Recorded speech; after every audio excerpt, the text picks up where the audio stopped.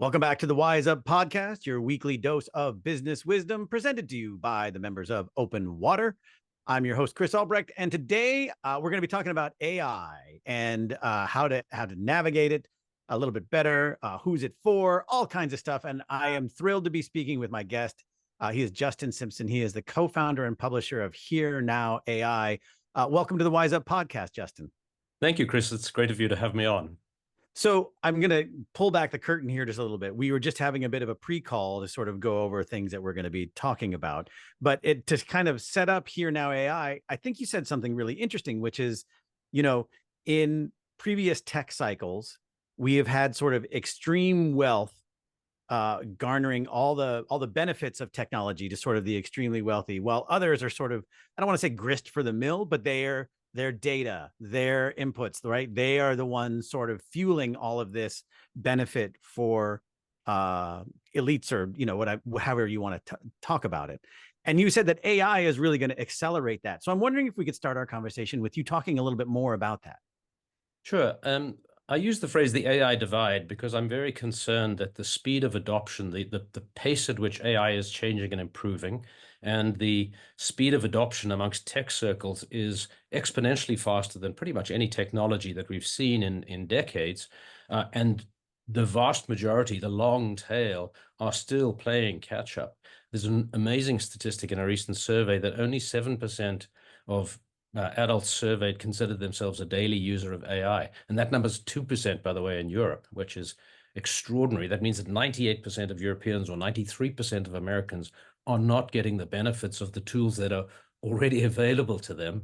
And the 7% that are going to see acceleration in career, acceleration in productivity, acceleration in their potential to capture some of the benefits of the technology. So the AI divide is there, and it's a problem, and it's getting worse. And Here.Now.AI is in part designed to try and make our contribution to slowing that down, or at least broadening access to AI.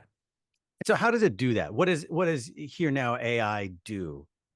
So there's two different parts to it. The one is the newsletter, which goes out every week, and it's a very light newsletter. It's intended for non-technical readers, so I don't really care about whether the latest AI model from Meta is faster than the one from Google. It's really just about what can you do today to improve your life at work, at home, or at play. And so we try to pick 3 or 4 things. And my mission is that we have over 17,000 subscribers. My mission is that each one of those readers would pick one thing and experiment with it. A calendar AI app that helps you schedule your day more effectively. A note-taking app that puts coherence around a meeting that you have where you've just scribbled odd notes on a piece of paper like we normally do, and takes a transcript of the meeting and puts it all together. Something fun. I had a number of conversations. We put in a few weeks ago an item about a tool that takes a photograph of your loved one, your kids, whatever it is, and turns them into a Pixar character. And it does that with a sort of uncanny connection back to the original picture. And several people phoned up and they said, look, I know you put out this stuff to help me with my career or my CV or whatever it is. I spend more time on that tool than I did on any of the others. And I think that's a success because it's still giving those users a sense of the capability of this technology. I want to follow up on that real. Oh, okay, sorry. Go ahead. No, please go ahead. Okay. Well, so before we get to the second part here, because I want to follow up on that because I am aware of AI tools that are out there. I can access them. And whenever I do, I feel like I just get stuck on stupid, right? Like, well, what do I want ChatGPT to do for me? And I honestly can't think of anything so part of my job is writing, but I feel like the amount of time it's going to take me to get my prompts correct to output something written, well, I could have just written it in that amount of time, right? So what are some of your suggestions, for someone who wants to know how to start? Yeah, so let's take writing as a very good example. For somebody like you who's already a talented writer, you may find that AI is not going to be helpful to you, but you may also find that sometimes either you're stuck for a creative idea or you're looking for a phraseology, you'd like to rewrite or repurpose some content. You think about structuring something that's long form into shorter pieces that you might be able to use on social media or at other posts, etc. AI is very, very good at that. Now, you just described something that's very important. The second part of Here.Now.AI is running workshops for corporations, non-technical corporations, not teaching people about building LLMs, teaching about the application, how to think about AI. And one of the exercises that I love to do is to ask people to start off with a prompt, write me a blog post about X. And what you get out is generic and fairly banal and generally not that exciting. And so a creative like you would say, well, that's not very good. Why am I bothering with this? Then you start to engineer the prompt. So tell it to act as a BuzzFeed writer or as a Wall Street Journal reporter or something like that, and you'll get quite a different product. Then you start to say how I'd like to shape that message. I'd like to see, I'm addressing it to CFOs, and therefore I'd like it to have an intelligent, thoughtful, or I'm addressing it to everyday readers. I'd like it to be amusing and witty. I'd like it to be 3 crisp paragraphs with a conclusion, etc. You start to evolve. And by the way, it's a conversation. I think about it this way. When somebody says, I don't use AI, I say, do you use WhatsApp or do you use the chat function on your phone? The answer is yes. Then you can use ChatGPT. But just like you use WhatsApp, it's a conversation. It's a back and forth. So you tell the AI, this is not in my voice. Even better, here are 2 pieces that I've written. Write it in my voice. Now, that process, as you describe it, is a lengthy one. Could take an hour, let's say, to come up with a piece that you're happy with. And you could say, well, I could have written it in 45 minutes. Yes, but now we have all that prompt that you save. And the next time in, you drop that entire prompt in, except this time you've got a different topic or a different slant. So the work that you do in that coding, which people call prompt engineering, which makes it sound very technical, it's just doing some homework and then saving the homework so that next time it takes you 2 minutes instead of 45 minutes or an hour. So what do you think? So you work with small businesses, right? To get them to, sounds like you put together these workshops. Yep. People can bring you on board to help them sort of figure out what is the biggest misconception small businesses have about incorporating AI? It's a great question, because I think particularly I've done workshops here in San Francisco with small businesses that are coming out of the Chamber of Commerce, for example, where they're struggling to get their business going. They're struggling with they think about things like marketing and sales processes as something that they'll get to in the future, and AI as something that big corporations do. Well, actually, that both of those things are not true. AI is the most empowering, democratizing force for a small business. So the way I phrase it when I'm chatting to them is, you now have a full-time marketing department. You now have a full-time sales department, a full-time customer service department. In a few hours, for example, let's say a small business has a website with an FAQ and some resources that customers are supposed to dig through to find answers to their questions. In a couple of hours, you can get that set up as a 24/7 chatbot. And that chatbot will use all of that information, but it'll do it in a natural language way. So you, Chris, go and say, do you have this shirt in size L? Or if I like this product, what else would you recommend? And it will go and look for you. And about 70% of the queries end up being answered by that chatbot. And then it's passed on to a human who now knows exactly what the customer wants. Or marketing. I'm working with a security business. It's a husband-wife team, fantastic business. He runs the security guards and she runs the back office and finances. He's now got a weekly newsletter on security issues in San Francisco that makes him look like a very professional, highly expert, subject matter expert going out to his mailing list. And it's giving his business credibility. And he can do that because he's now got it set up on a system. He can do that in 15 to 20 minutes a week. So there's many of those examples of empowerment that small businesses don't realize exist for them as a capability. And then at the medium business side, there's this interesting statistic where in this one survey, 75% of employees are starting to play with AI tools. So they're using ChatGPT to write emails or respond to emails, etc. And only 30% of corporations, mid-sized corporations, have a strategy around AI. So there's this huge gap. If you're a manager or CEO of that business, what are your employees doing? Do you want to have some knowledge about it? Do you want to have control about it? Do you want to have a thought about what they should be doing and encourage them to do that versus what they might be creating risk for the company that you want to think about? So that bringing together a sort of coherent strategy is not trying to ban ChatGPT at work or put constraints that stop people leveraging this wonderful technology. It's just thinking about it in a coherent way so that it's benefiting the business as a whole and the risks are understood. So when you go into a company finds you and they say, hey, we need help with this. What is sort of your first step? Now you've listed things like blog posts and newsletters, right? But is it like just get a Chat GPT premium subscription? What's sort of the tactical thing that you have them do?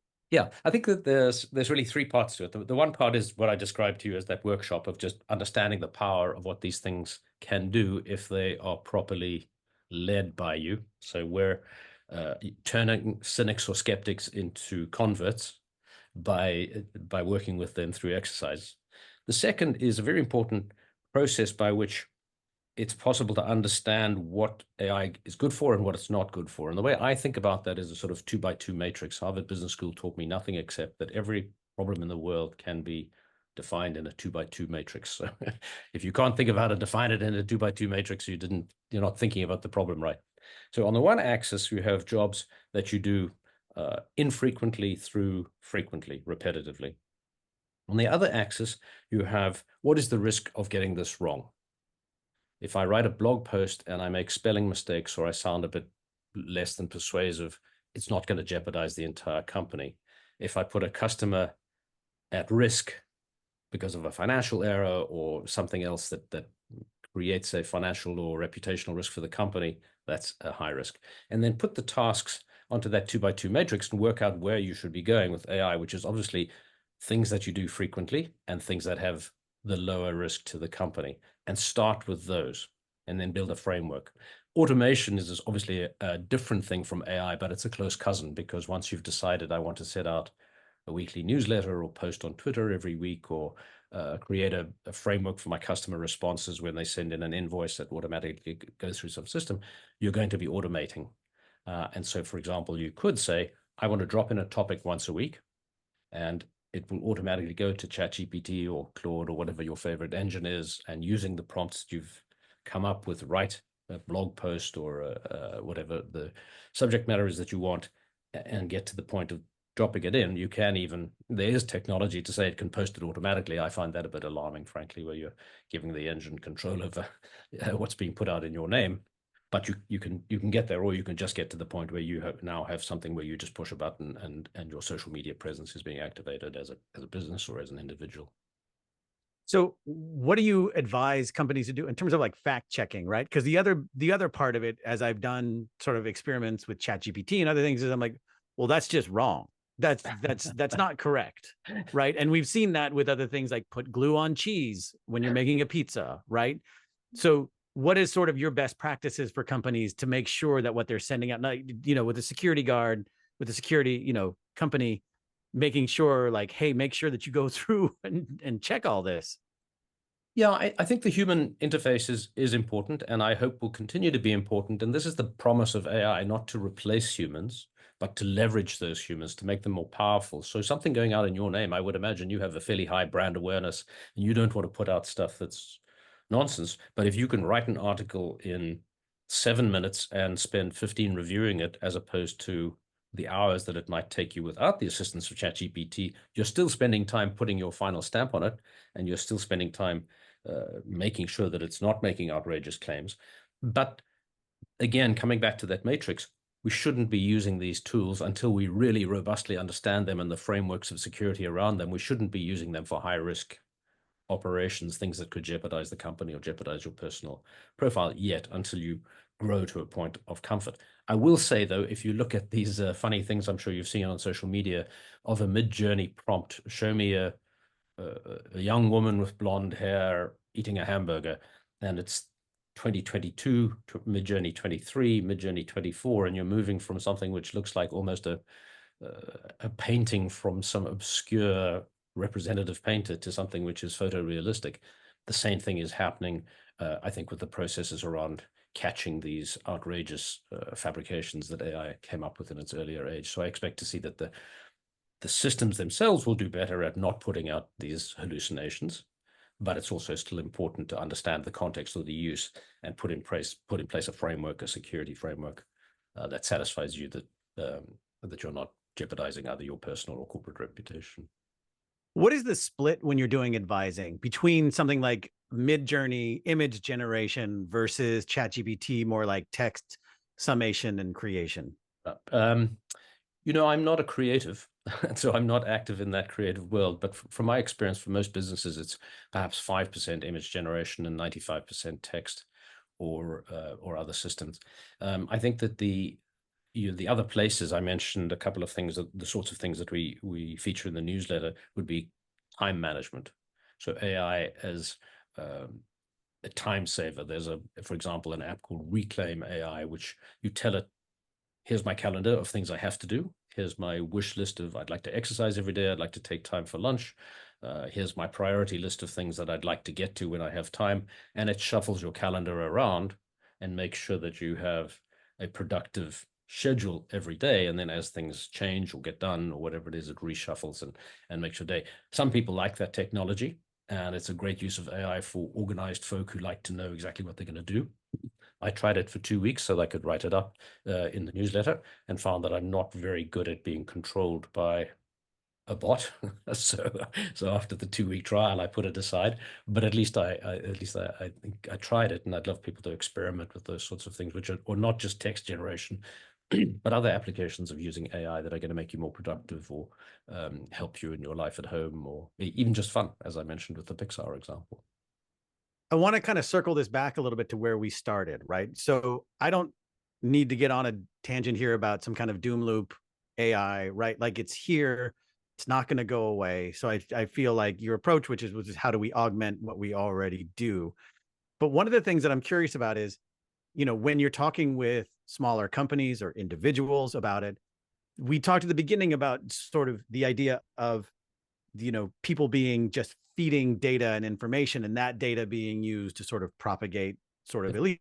And a lot of this, when I think about like reclaim my calendar or my time, then my immediate thought is, what data am I giving them? How often am I giving them? Do I want to give them that data? Right. And I'm not even like paranoid about it, but it's something that I'm thinking about. And so how do you sort of balance that as you are going into these SMBs and saying, like, yes, you should definitely, you should try this and try this?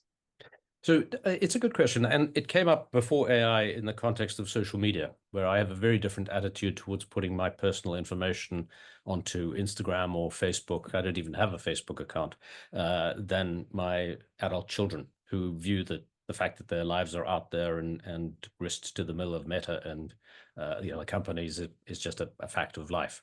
So you have to start off with the proposition about how you feel about your data. And of course, you might feel differently about corporate data than personal data, but most of these systems will tell you, and any responsible system will tell you before you sign up, what they're doing with your data, what's being processed locally versus what's being sent off and being used to train the AI for other reasons. You might not care, like my children, or you might have a strong view that you don't want your calendar somehow out in the ether, and that's perfectly reasonable. So you just need to do the due diligence. When we're reviewing these apps, which we do, well, I do a lot because I'm putting out 3 or 4 recommendations or suggestions every week.